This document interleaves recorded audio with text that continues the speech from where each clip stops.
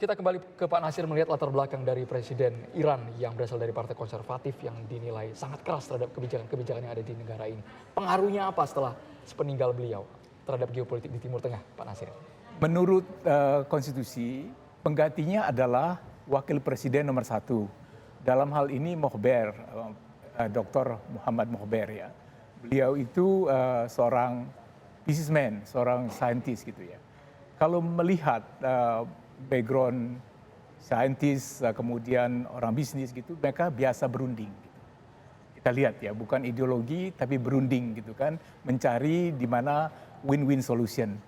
Kalau saya melihat bahwa sekarang ini kan situasi dunia sudah sangat panas. Kita bicara kemungkinan perang dunia ketiga itu mudah sekali terjadi. Dan kalau kita bayangkan kerusakannya bagaimana terhadap dunia, karena ada kiamat. Mudah-mudahan ya nantinya ini pasti terjadi perubahan di kabinet kan, perubahan presiden, perubahan kebijakan juga bisa terjadi. Untungnya di Iran itu adalah ulama yang paling terkemuka, Ayatollah Khamenei itu lama sekali di dalam pemerintahan. Beliau juga 2 kali menjadi presiden Iran.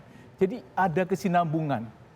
Kalau wakil presiden ya akan jadi presiden ini bisa belajar banyak dengan mentornya.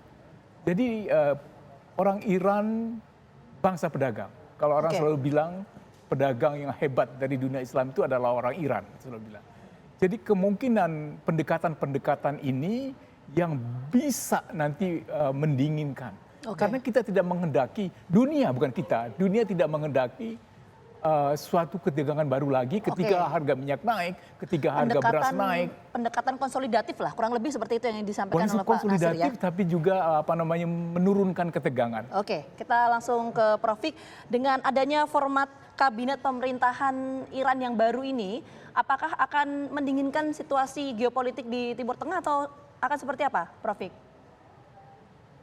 Ya, saya sendiri masih belum tahu ya. Kalau Pak Nasir mungkin sudah punya pengalaman, punya pengetahuan terkait dengan Iran, konstitusi Iran. Saya sendiri belum tahu karena begini, ketika pemerintahan berganti itu ada kemungkinan. Pertama adalah pemerintah yang digantikan akan meneruskan apa yang menjadi kebijakan dari presiden sebelumnya atau pemimpin sebelumnya. Tetapi bisa juga ganti kebijakan, ganti pemerintah.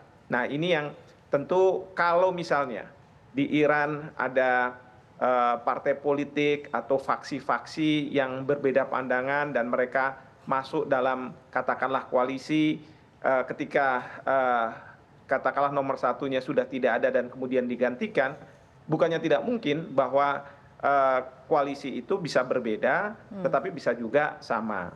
Nah ini yang perlu kita pahami, tapi ada tapinya. Secara tradisional setelah Ayatollah Khamenei maka Iran mempunyai garis politik yang memang tidak dekat dengan Amerika Serikat. Ini berbeda dengan Syah Iran. Nah bahkan Syah Iran pada waktu itu juga punya hubungan baik dengan Israel. Nah ini yang mungkin akan berbeda dengan Iran setelah Ayatollah Khamenei yang tentu mempunyai pandangan yang lebih kontras dengan Syah Iran. Satu itu. Dan yang kedua, dalam peperangan yang ada di Gaza ini, terus terang dunia sebenarnya bergantung pada Iran. Karena apa? Karena Iranlah yang paling berani meluncurkan senjata ke arah Israel. Tapi pada waktu itu juga ada alasan. Karena Iran konsul di Iraknya itu diserang oleh Israel.